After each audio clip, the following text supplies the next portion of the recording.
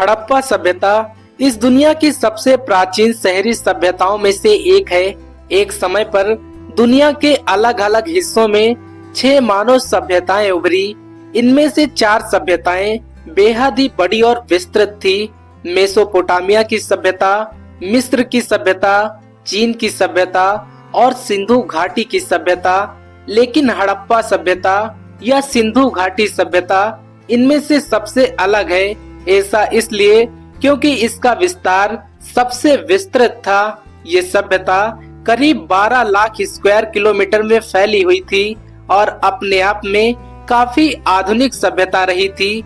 ये सभ्यता इतनी बड़ी थी कि वर्तमान भारत, पाकिस्तान और अफगानिस्तान में भी इसके साक्ष्य पाए जाते हैं। हड़प्पा के सबसे बड़े शहर वर्तमान के पाकिस्तान में ही मौजूद हैं, जैसे कि मोहनजोदाड़ो, हड़प्पा, चनहुद्रो, गनेरीवाला और कोटदीजी।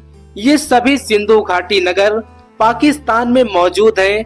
दोस्तों, पाकिस्तान में ऐसी बहुत सी ऐतिहासिक जगह हैं जिन पर बहुत ज्यादा ध्यान नहीं दिया जाता, लेकिन हड़प्पा सभ्यता को लेकर पाकिस्तान को एक खास लगाव है।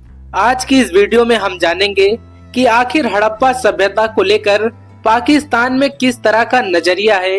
इस वीडियो को अंत तक जरूर देखिए, क्योंकि अगर आप अपना इतिहास नहीं जानेंगे तो खुद को कैसे पहचानेंगे।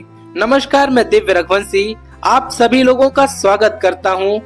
दोस्तों, सिंधु घाटी सभ्यता आज से करीब 8000 साल पहले सिंधु घाटी के आसपास विकसित होना शुरू हुई और फिर इसका विस्तार उत्तर में कश्मीर के मांडा से लेकर दक्षिण में दैमाबाद और पूर्व में उत्तर प्रदेश के आलमगीरपुर से लेकर बलूचिस्तान के सुतका गेंडोर तक है। ये पूरा क्षेत्र करीब 12 लाख वर्ग किलोमीटर में फैला हुआ था, जिसमें करीब 50 लाख लोग रहा करते थे। आगे चलकर करीब 1500 ईसा पूर्व में इस महान सभ्यता का पतन हो गया।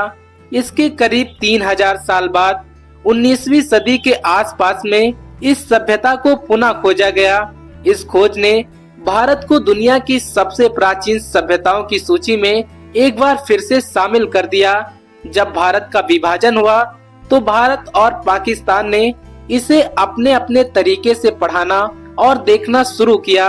इससे पहले कि मैं आपको ये बताऊं कि हड़प्पा सभ्यता के बारे में पाकिस्तान में क्या पढ़ाया जाता है, उससे पहले हम ये जानेंगे कि पाकिस्तान में जो हड़प्पाई स्थल हैं, उनकी वर्तमान स्थिति क्या है। आज पाकिस्तान में हड़प्पा सभ्यता से जुड़े स्थलों की हालत दिन प्रतिदिन खराब होती जा रही है।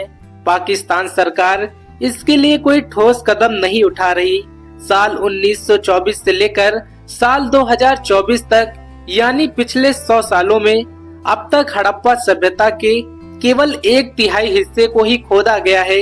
इनमें से करीब 1052 साइट में से 400 से ज्यादा स्थल पाकिस्तान में मौजूद हैं, लेकिन पाकिस्तान की लापरवाही के चलते अब तक ज्यादातर स्थल या तो बंद हो चुके हैं या तो बर्बादी के कगार पर हैं। उदाहरण के तौर पर अगर हम मेहरगढ़ को देखें, जहां से हमें खेती बाड़ी और पशुपालन के दुनिया के सबसे प्राचीन साक्ष्य मिले हैं, वो स्थल तस्करों द्वारा पूरी तरह से बर्बाद कर दिया गया है। ऐसे ऐतिहासिक स्थल को बचाना न सिर्फ पाकिस्तान का बल्कि पूरे विश्व का कर्तव्य है। पाकिस्तान सरकार भले ही हड़प्पा स्थलों को बचाने के लिए कोई कड़ा कदम नहीं ले रही, लेकिन पाकिस्तान के स्कूलों में हड़प्पा सभ्यता के बारे में पढ़ाया जरूर जाता है।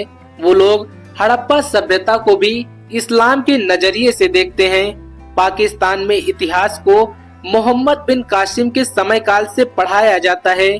उससे पहले के इतिहास के बारे में यहाँ के बच्चों को नहीं सिखाया जाता। लेकिन जब बात आती है हड़प्पा सभ्यता की, तो हड़प्पा सभ्यता के बारे में इन लोगों को आराम से पढ़ाया जाता है। भारत पर सबसे पहले मुस्लिम आक्रमण करने वाले मोहम्मद बिन कासिम को पाकिस्तान में पहले पाकिस्तानी के रूप में देखा जाता है। आज भी पाकिस्तान की किताबों में इतिहास या देश के बारे में इस्लाम के चश्मे से ही चीजें दिखाई जाती हैं। और ये सब शुरू हुआ था 1970 के दशक में, जब भुट्टो यहाँ के प्रधानमंत्री बने थे, उन्होंने हड़प्पा, भगवान राम, आजादी के आंदोलन में सभी वर्गों के समर्थन को हटा दिया और इसकी जगह पर महमूद गजनवी, मोहम्मद बिन कासिम और अन्य विदेशी लुटेरों का इतिहास पढ़ाना पाकिस्तान में शुरू किया और वहीं हिंदुत्व से जुड़ी चीजों को पाकिस्तान में किनारे करना शुरू कर दिया। मगध साम्राज्य, गुप्त काल और 16 महाजनपदों के बारे में पाकिस्तान में पढ़ाया जाना बहुत महत्वपूर्ण नहीं माना जाता, जबकि अगर देखा जाए तो आज का पाकिस्तान इन सभी साम्राज्यों के अधीन हुआ करता था। हड़प्पा सभ्यता के धर्म के बारे में अभी तक दुनिया नहीं जानती। इसका एक और प्रमुख कारण ये भी है कि हम अब तक हड़प्पा की लिपि को नहीं पढ़ पाए। वैसे अगर भारत में देखा जाए तो आजकल हड़प्पा सभ्यता को सनातन या हिंदू संस्कृति से जोड़कर देखा जा रहा है, क्योंकि यहाँ के उत्खनन से पशुपति की मोहर और नटराज की मूर्ति मिली है, जो कि भगवान शिव का ही एक रूप है। इसीलिए कई इतिहासकार हड़प्पा सभ्यता को हिंदू धर्म से जोड़कर देखते हैं, लेकिन ठोस तौर पर कोई भी इतिहासकार हड़प्पा के धर्म को किसी भी धर्म से अब तक जोड़ नहीं सका है, क्योंकि ऐसा करने के लिए अब तक इतिहासकारों और पुरातत्वविदों के पास साक्ष्यों का अभाव है। अब यही कारण है जिसके चलते पाकिस्तान हड़प्पा सभ्यता को महत्व देता है। पाकिस्तान के हुक्मरानों ने देखा कि सिंधु घाटी सभ्यता के कुछ स्थल पाकिस्तान के अन्य कुछ गिने चुने ऐतिहासिक इमारतों की तरह हिंदूवादी नहीं है। इतिहासकारों ने जब सिंधु घाटी सभ्यता में हिंदू धर्म के होने को खारिज किया तो पाकिस्तान में कहा जाने लगा कि हड़प्पा और मोहनजोदाड़ो कोई हिंदू शहर नहीं थे, और यही कारण है कि धीरे धीरे हिंदू प्रभाव से अलग होकर ये शहर पाकिस्तान में एक्सेप्ट किया गया। यही नहीं, हड़प्पा के शहरों से भारत के विभाजन को भी सही ठहराने की कोशिश की गई है।